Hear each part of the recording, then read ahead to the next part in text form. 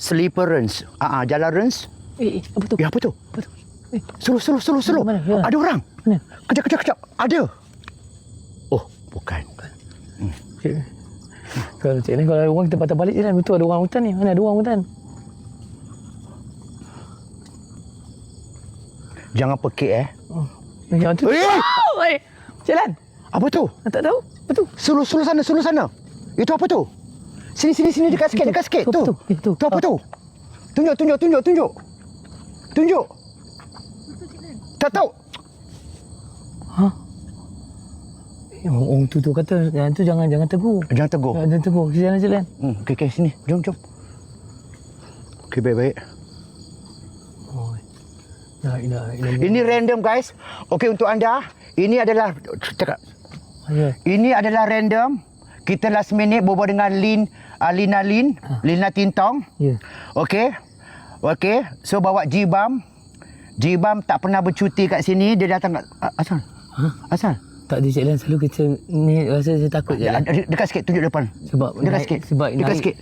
Sebab ini saya bakal macam nak masuk dalam ni hutan korang. Biasa atas tembok jalan. Asal? Macam ni.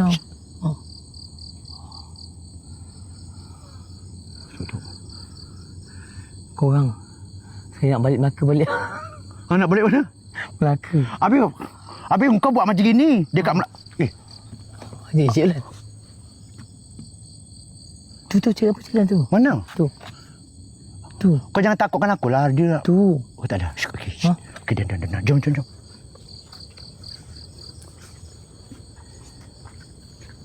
Ya boy. Hoi. Hoi.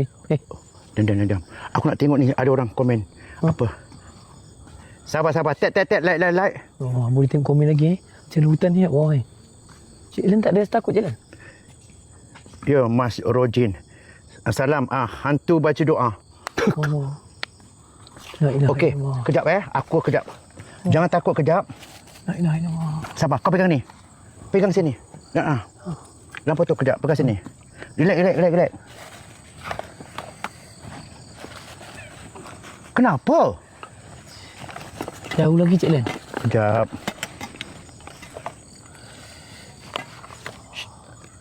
Kat Melaka tak ada macam ni Cik Len.